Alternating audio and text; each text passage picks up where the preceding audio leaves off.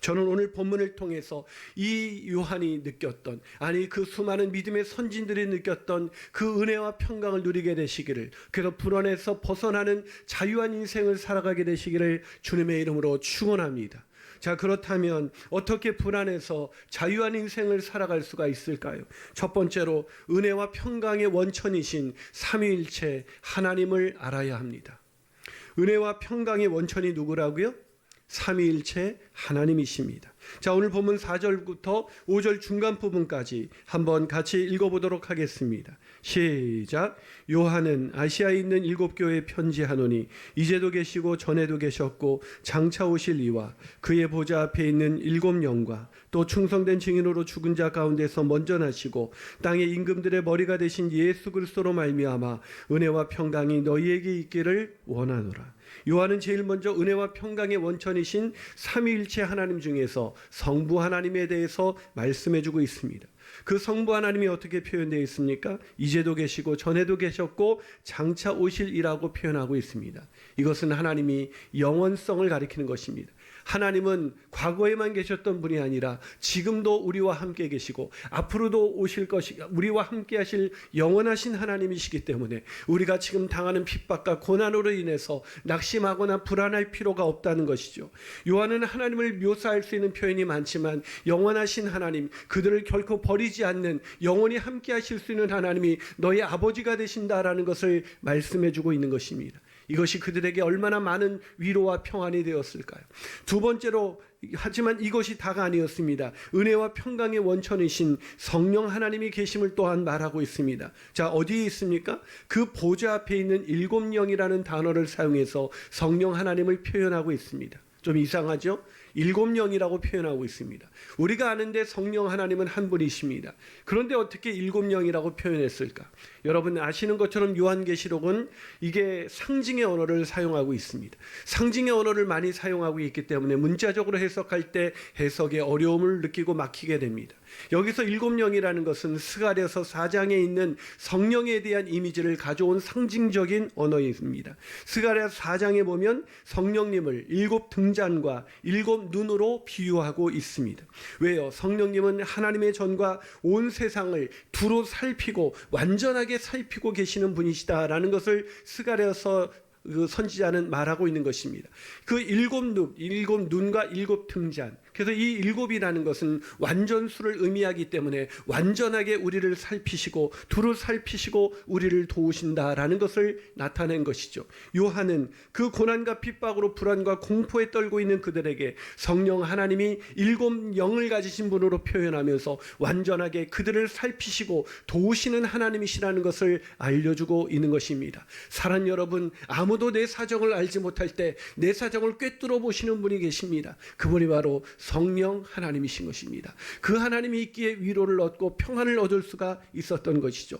또한 그뿐이 아니었습니다. 이 은혜와 평강을 누릴 수 있는 또 한 분을 소개했는데 그분은 바로 예수 그리스도, 즉 성자 하나님이십니다. 본문 5절을 한번 같이 읽어보도록 하겠습니다. 자, 한번 읽어주시겠습니까? 시작. 또 충성된 증인으로 죽은 자들 가운데서 먼저 나시고 땅의 임금들의 머리가 되신 예수 그리스도로 말미암아 은혜와 평강이 너희에게 있기를 원하노라. 예수 그리스도를 어떻게 소개하고 있습니까? 충성된 증인, 죽은 자들 가운데서 먼저 나신, 또 세 번째 땅의 임금들의 머리가 되신 예수 그리스도로 설명하고 있습니다. 자, 무슨 말입니까? 여기서 충성된 증인이라는 것은 십자가에 하나님의 뜻대로 죽기까지 충성되셨다는 분이시고, 죽은 자들 가운데서 먼저 나셨다는 것은 부활의 첫 열매가 되어서 믿음으로 죽은 모든 사람들의, 모든 성도들의 소망이 되신다는 뜻이고, 땅의 임금들의 머리가 되신다는 것은 성도들을 핍박하는 당시 도미티안 황제를 비롯해 모든 임금들 중에 임금이라는 것을 말씀해주고 있습니다. 무슨 말입니까? 로마 권력 앞에서 너희들이 스스로 무너지는 것 같지만 충성된 증인이시자 부활의 첫 열매가 되시며 모든 임금들 중에 임금이 되신 그분 하나님 예수 그리스도께서 결국 로마 권력을 무너뜨리고 너희를 구원하실 거라고 말씀해 주신 것입니다. 사랑 여러분, 성도들이 고난과 핍박을 당하고 심지어 목숨을 잃는다 해도 평안을 누릴 수 있는 그 비결이 무엇입니까? 바로 이런 삼위일체 하나님이 바로 그들의 하나님이시기 때문인 것입니다. 사랑하는 여러분, 그 하나님이 우리의 하나님인 것, 나의 하나님인 것을 믿게 되시기를 주님의 이름으로 축원합니다. 여러분, 평강은 세상의 권력을 가진 자가 누리는 것이 아닙니다. 평강은 세상의 돈을 가진 사람이 누리는 것이 아닙니다. 평강은 아무 문제 없는 사람이 누리는 것이 아닙니다. 아무 문제가 없는 상황에서도 이 편안함이 깨질까를 두려워하는 것이 인간입니다. 이 세상이 알 수 없는 평강, 그 어떤 상황에서도 흔들리지 않는 평강은 오직 삼위일체 하나님, 그분을 알게 될 때, 그분을 더 깊이 알게 될 때 오는 것입니다. 그러게 이 연말연시 불안한 우리의 마음을 잠재우기를 원한다면, 세상이 알 수 없는 평강을 누리기 원한다면 삼위일체 하나님을 더 알아가십시오. 그분과 더 깊이 교제하십시오. 그럴 때 세상이 알 수 없는 은혜와 평강을 누리게 될 줄로 믿습니다. 그 은혜와 평강을 누리시는 저와 여러분이 되시기를 주님의 이름으로 축원합니다. 한 발 더 나가서 어떻게 우리가 불안해서 자유한 인생을 살아갈 수가 있을까요? 그 두 번째 비결은 은혜와 평강이 부어지는 교회 공동체에 속해 있어야 합니다. 요한계시록 첫 시간에 저는 이렇게 말씀을 드렸습니다.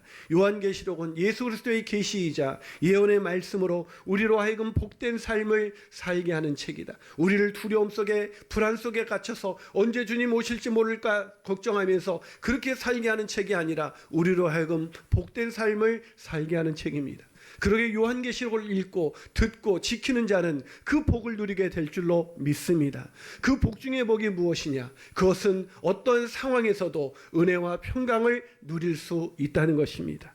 자, 오늘 본문 그런데 그 은혜와 평강을 누릴 수 있는데 그 은혜와 평강을 안타깝게도 교회를 다니는 사람들이 누리지 못하는 경우가 있습니다. 왜 은혜와 평강을 누리지 못하는 것일까요? 아니, 저와 여러분의 마음 가운데는 그 은혜와 평강이 있습니까? 만약에 없다면 그 은혜와 평강을 우리는 왜 누리지 못하는 것일까요? 그 이유를 오늘 본문 4절을 통해서 알 수가 있습니다. 한번 읽어보겠습니다. 4절 시작. 요한은 아시아에 있는 7교회에 편지하노니. 자, 거기까지 있습니다. 자, 요한계시록이 누구에게 쓰여졌습니까? 아시아에 있는 7교회입니다. 여기서 7은 그 아시아에 있는 7교회에 하나님이 은혜와 평강을 주셨다는 것입니다. 은혜와 평강을 아시아에 있는 7교회만 주셨겠습니까? 이 7이라는 것은 말씀드린 것처럼 완전수입니다. 보편수입니다. 다시 말해서 이 7교회는 모든 하나님이 선택하신 그 믿음의 백성들인 교회 공동체를 대표하는 대표성을 가지고 있습니다. 다시 말해서 하나님은 은혜와 평강을 교회에 주신 것입니다. 그러게 교회 공동체에 속하지 않으면 그 은혜와 평강을 누릴 수가 없는 것입니다. 그런데도 불구하고 많은 사람들이 교회를 다니는데 은혜와 평강을 누리지 못합니다. 오히려 조금만 고난이 오고 어려움이 오면 이 불안과 염려와 낙심이 그들의 마음을 지배합니다. 심지어 고난으로 인해서 하나님을 원망하고 하나님을 떠나는 사람들도 있습니다. 그런데 어떤 분들은 그런 실직의 상황에서도 실적이 어떤 분이 요번에 우리가 그럼에도 감사 20일을 살기를 하는데 이런 감사가 나왔습니다. 오늘 실적이 하나도 없음에도 감사합니다. 참 놀라운 일이죠.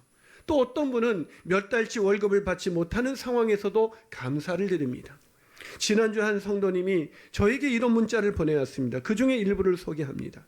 목사님, 저희 가족 모두는 항상 목사님과 저희 교회를 만난 것이 하나님이 저희 가정을 사랑하시는 증거이고 축복이라고 고백합니다. 남편이 지난 8월부터 월급을 받지 못해 스트레스도 많고 가족 모두가 불편함을 느끼는 건 분명하지만 그 상황 속에서도 가족관계가 무너지지 않고 더 단단해지며 하나님이 주시는 평안함에 행복함을 느끼며 잘 지내고 있습니다. 제가 지난 8월부터 월급을 받지 못했던 그분 때문에 걱정스럽게 문자를 보내자 그분이 저에게 보낸 단문자였습니다. 몇 개월 동안 월급을 받지 못하는 그 상황에서도 하나님이 주시는 평안함 때문에 행복함을 느끼고 있습니다. 여러분, 이것이 바로 세상이 알 수 없는 평안입니다. 사랑하는 여러분, 이것이 이해가 되세요? 그런데 심지어 어떤 분은 퇴직에 몰린 상황에서도 자신을 구원하신 하나님의 은혜에 감사하며 퇴직하는 상황에서도 풍성한 감사로 추수 감사헌금을 드리며 이웃을 섬기게 하신 하나님의 은혜를 찬양했습니다. 놀라운 은혜인 것이죠. 있을 수 없는 은혜, 인간의 머리로는 헤아릴 수 없는 평강입니다. 이것이 어떻게 가능할까요? 근데 제가 이런 은혜와 평강을 누리는 사람을 잘 살펴보면 이분들의 공통점이 있습니다. 그 공통점은 교회 공동체, 특히 목장 공동체에 깊게 속해 있다는 것입니다. 이 훈련을 받고 목장 공동체에 가서 깊은 나눔을 하는 그런 공통점이 있었습니다. 목장 공동체에 들어갔지만 나눔을 하지 않거나 심지어 교회는 왔다 갔다 하면서 목장교회 공동체에 들어가지 않았던 사람들은 이 고난이 올 때 쉽게 이 은혜와 평강이 깨져가는 것을 목격하게 됩니다. 오히려 평강을 잃어버린 채 원망과 분노가 그 마음을 지배하고 있는 사람들을 많이 보아왔습니다. 사랑하는 여러분, 물론 지상의 교회도 완전하지는 않습니다. 목장교회가 완전할 리가 없죠. 그러나 삼위일체 하나님께서 교회를 복되게 하시고 그 교회에 끊임없이 은혜와 평강을 부어주십니다. 아멘이십니까? 정말 아멘이십니까? 그러기에 교회 안에 속하여 하나님을 알아가게 되고 깊은 나눔을 할 때 우리는 비로소 하나님으로부터 오는 은혜와 평강을 누릴 수가 있는 것입니다. 그 은혜와 평강을 누리게 되시는 저와 여러분이 되시기를, 그러기에 교회 공동체, 특별히 목장교회 공동체에 깊이 속하여 함께 나누는 저와 여러분이 되시기를 주님의 이름으로 축원합니다. 마지막으로 어떻게 불안해서 자유한 인생을 살아갈 수가 있을까요? 그것은 은혜와 평강이 부어지는 교회에서, 즉 목장교회에서 은혜를 나누어야 합니다. 여러분, 은혜가 없이 평강이 있을 수가 없습니다. 아멘이십니까? 여러분, 본문 5절을 한번 읽어보시죠. 5절을 읽습니다. 시작. 또 충성된 증인으로 죽은 자들 가운데서 먼저 나시고 땅의 임금들의 머리가 되신 예수 그리스도로 말미암아 은혜와 평강이 너희에게 있기를 원하노라. 자, 은혜와 평강 중에 무엇이 먼저 왔습니까? 은혜입니까? 평강입니까? 은혜입니다. 이건 되게 중요한 것입니다. 사도 바울 역시 편지를 쓸 때마다 이렇게 인사했습니다.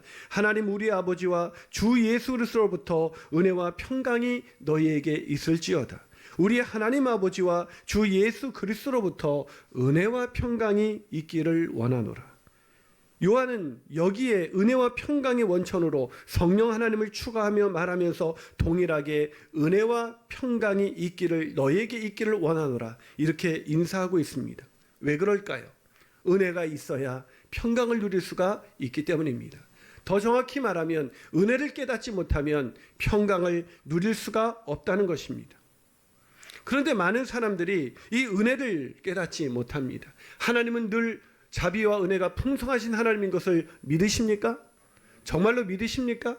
그럼 그 하나님이 지금도 우리에게 은혜 베푸시기를 원하실 것입니다. 아멘이십니까? 그 은혜는 끝이 없습니다. 그 은혜는 늘 풍성합니다. 그런데 우리는 이상하게도 이 은혜에 메말라 있습니다. 은혜를 느끼지 못합니다. 은혜가 느끼지 못하는 그 이유는, 그 증거는 우리 안에 감사와 평강과 기쁨이 없다는 것입니다. 은혜가 있는 사람은 기쁨이 있습니다. 은혜가 있는 사람은 감사가 있습니다. 은혜가 있는 사람은 늘 평강이 있습니다. 그런데 교회를 다니는데 이 은혜가 메마른 상태에서 그냥 교회만 왔다 갔다 하고 은혜가 메마른 상태에서 목장 생활을 하는 사람들이 얼마나 많이 있는지 모르겠습니다. 도대체 이 은혜가 무엇일까요? 이 은혜에 대해서 오늘 요한은 이렇게 말합니다. 본문 5절 중간부터 6절까지 우리를 사랑하사부터 읽습니다. 시작. 우리를 사랑하사 그의 피로 우리 죄에서 우리를 해방하시고 그의 아버지 하나님을 위하여 우리를 나라와 제사장으로 삼으신 그에게 영광과 능력이 세세토록 있기를 원하노라. 아멘. 여러분, 여기서 은혜를 가르쳐주고 있습니다. 삼위일체 하나님에게서 은혜와 평강이 온다는 것을 알려준 그 요한은 이어서 그 은혜가 무엇인지 우리에게 알려주고 있습니다. 그 은혜가 무엇입니까? 그 가장 큰 은혜, 그것은 그의 피로 우리를 죄에서 해방시켜 주신 것입니다. 우리를 죄로부터 구원해 주신 것입니다. 아멘이십니까? 아멘이십니까? 그리고 그뿐만이 아니라 그의 아버지 하나님을 위하여 우리를 나라와 제사장으로 삼으신 것, 그것이 은혜라고 성경은 우리에게, 요한은 우리에게 말씀해주고 있습니다. 사랑하는 여러분, 은혜가 무엇입니까? 하나님이 우리를 사랑하셔서 죄로부터 우리를 구원하셨을 뿐만 아니라 나라와 제사장 삼아 주셔서 하나님의 나라의 일꾼으로 쓰임 받게 하시고 많은 사람들을 주님께로 인도하는 그런 제사장으로 우리를 삼아 주셨다는 것입니다. 이것이야말로 은혜 중에 은혜인 것이죠. 그런데 우리가 이 은혜를 왜 느끼지 못합니까? 그것은 우리의 죄를 깨닫지 못하기 때문입니다. 여러분, 은혜가 무엇입니까? 은혜는 자격 없는 자에게 거저 주어지는 것입니다. 그러게 은혜를 깨달으려면 내가 자격이 없는 죄인 중에 죄인이라는 것을 깨달아야 합니다. 내가 자격이 없는 죄인 중에 죄인이라는 것을 날마다 깨닫지 못하면 은혜는 어느 순간 사라지게 되어 있고 망각하게 되어 있고 어느 날 내 의가 내 마음을 사로잡게 되고 내 의로 가득 차게 되면 은혜는 잃어버리고 늘 다른 사람을 정죄하고 비난하고 판단하는 인생을 살게 되어 있습니다. 다른 사람을 비난하면서 누구 때문에 내가 평강이 깨졌고 누구 때문에 내가 행복이 깨졌고 이 상황 때문에 내가 힘들다는 얘기 속에서 벗어날 수가 없는 것입니다. 사랑하는 여러분, 아까 조용석 집사님의 간증을 들으면서 여러분 어떤 은혜를 깨달으셨습니까? 오히려 자녀가 백혈병인지도 모르는 그 상황 속에서 그 죄를 먼저 보게 하신 하나님, 그 죄를 왜 보게 하셨을까요? 그 죄가 깨달아져야 은혜를 깨닫게 되고 그 은혜 속에 있을 때 하나님을 신뢰하게 되고 세상이 알지 못하는 은혜와 평강이 그의 마음을 지배하기 때문은 아니었을까요? 그런데도 많은 사람들은 그 은혜를 깨닫지 못한 채 그 자기의 죄를 깨닫지 못한 채 매일매일 자기가 의롭다고 생각하면서 성도를 비난하고 정죄하면서 그에게 등을 돌리는 일들이 얼마나 많은지 모릅니다.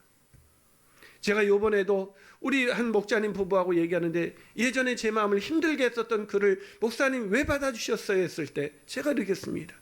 내가 더 큰 은혜를 받았잖아. 하나님이 나 같은 죄인을 위해서 십자가에서 죽으시고 부활하셔서 나 같은 것을 구원해 주셨는데 내가 그 사람을 용서하지 못할 이유가 없지.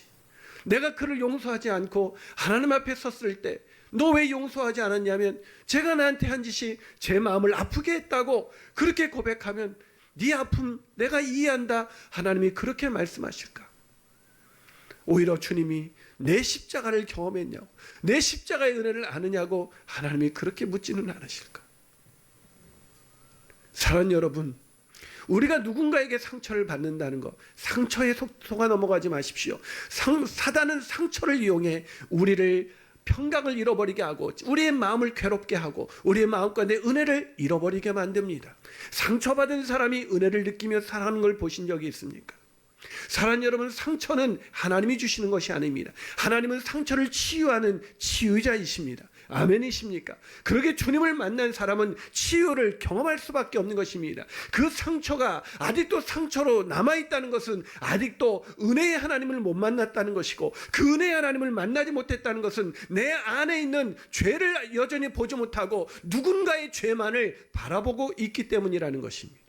그러게 성령이 하시는 일은 우리의 죄를 보게 하시는 것입니다. 그래서 그 목장이라는 것은 그 목장에 나가서 내 죄를 보는 것입니다. 내 죄를 깨닫고 그 죄를 용서하신 하나님의 은혜를 간증하는 것이 목장입니다. 그 간증이 없는 목장은 은혜가 메말라갈 수밖에 없습니다. 피상적인 나눔, 그 피상적인 나눔 속에서 자기 안에 내면의 죄를 발견하고 그 죄를 용서하신 하나님의 은혜를 나누지 않은 그 목장은 메말라갈 수밖에 없고 하나님의 은혜가 말라갈 수밖에 없는 그 목장에는 평강이 존재할 수밖에 없고 선을 향해서 원망하고 상처를 입고 주고받으며 오히려 등을 돌릴 수밖에 없는 것, 그것이 바로 은혜가 사라진 죄를 깨닫지 못하는 그런 목장의 비극인 것입니다.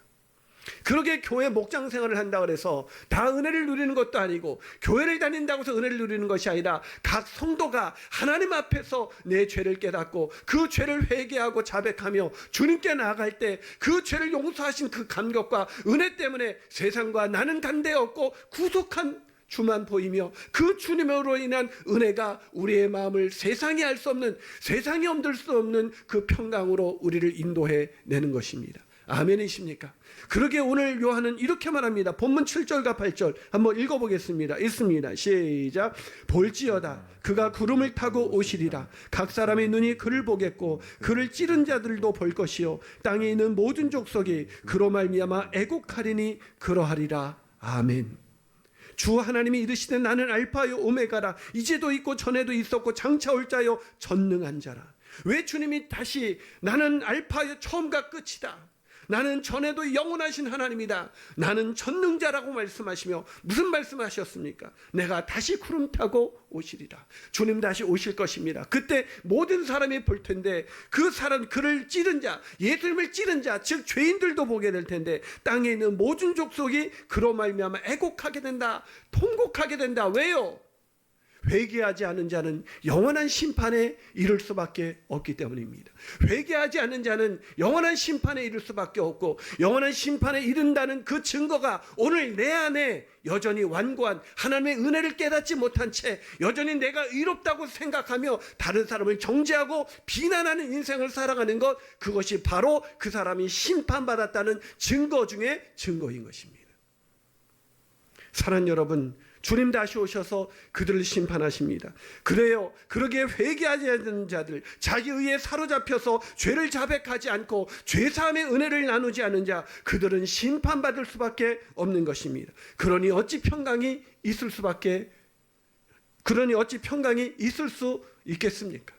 그러게 평강을 누리기 원하신다면 교회 공동체에 들어가서 날마다 나의 죄를 조명하시고 깨닫게 하신 하나님의 은혜를, 깨닫게 하신 그 하나님 앞에서 죄사함의 은혜를 나누는 저와 여러분이 되시기를 주님의 이름으로 축원합니다. 지난주 수요일 예전 교회에서 함께 섬겼던 후배 목사님을 10년 만에 만나게 되었습니다. 10년 만에 그분이 저에게 연락을 해서 목사님을 찾아뵙고 싶다고, 그래서 저를 찾아왔습니다. 그래서 수예배 끝나고 만났는데 너무 반가워서 이런저런 얘기를 나누는데 목사님의 지난 10년이 너무나 험난한 10년이었습니다. 저와 함께 섬기던 그 교회를 떠나서 어떤 목사님과 함께 사역을 하게 됐는데 또 홧김에 그 교회를 사표를 던지고 떠나서 계속 교회를, 이 교회 저 교회 계속해서 꽤 유명한 그 교회를 옮겨 다녔지만 그 마음 가운데 결국 교회를 떠나게 됐고, 그렇게 떠나 있는 중에 어떤 교회를 또 떠나신 성도들이 자기들끼리 모여서 예배를 드리고 있는데 담임 목사로 왔으면 좋겠다 그래서 그 교회 담임으로 가게 되었답니다. 근데 그 교회에서 담임으로 가게 됐는데 이미 자기가 혼자 담임인 줄 알았더니 그 교회 이미 그 교회를 함께 예배 드릴 때 예배를 인도하실 목사님이 없어서 할머니 목사님이 담임으로 이미 있었다는 거예요. 되게 어려운 공동 목회를 하다가 그 할머니를, 그러니까 할머니 목사님이, 담임 목사님이 나가시게 되고 이분이 담임을 하게 됐는데 복음을 증거하면서 날마다 복음을 증거하니까 하루는 그 교회를 개척하고 자기들이 그 교회의 주인이라고 생각하는, 여러분 교회의 주인은 목사도 아니고 성도도 아니고 예수 그리스도가 주인인 것을 믿으시길 축복합니다. 우리는 다 그 안에서 청지기로 우리는 순종하며 사명을 감당하면서 살아가는 것뿐입니다. 아멘이십니까? 근데 이분들이 교회 그 목사님께 찾아와서 목사님 제발 십자가와 죄에 대해서는 제발 좀 그만 좀 설교 좀 하십시오. 우리는 위로의 말씀을 듣기를 원합니다. 그 말씀을 들었을 때 형님 내가 어떻게 해야 될지 몰랐습니다. 오늘날 죄에 대해서 설교하는 목사들과 드문 시대에 우리는 살아가고 있습니다. 그러니 사람들이 말씀을 통해서 나의 죄를 조명해 주시는 성령 하나님의 역사를 경험하지 못하고 자신의 죄가 뭔지도 모르니까 회개기도 하라면 알고도 지은 죄 모르고도 지은 죄 다 용서해 달라는 말뿐입니다. 구체적인 사건 속에서 내가 어떤 죄를 저질렀는지를 보지 않습니다. 아까 조영석 집사님이 하나님 구체적으로 아주 어렸을 때부터 지었던 죄를 보게 하시지 않았습니까? 그게 성령의 역사인 것입니다. 성령이 역사하시면 죄가 깨달아지고 그 죄가 저질렀던 죄악의 사건이 모이고 내가 의롭다고 생각했던 사건마저도 그 속에서 하나님은 나의 죄를 보게 하시고 그 죄 속에서 나의 죄를 고백할 때 그 죄를 덮어주시는 하나님의 놀라우신 은혜를 경험케 하시는 것입니다. 그리고 그 은혜가 우리의 마음 가운데 스며들고 깨달아지기 시작했을 때 세상이 알지 못하는 그 놀라운 평안이 우리의 마음을 지배하게 되는 것입니다. 사랑하는 여러분, 그 은혜와 평강이 오늘 저와 여러분 가운데 있습니까? 같이 기도하시겠습니다.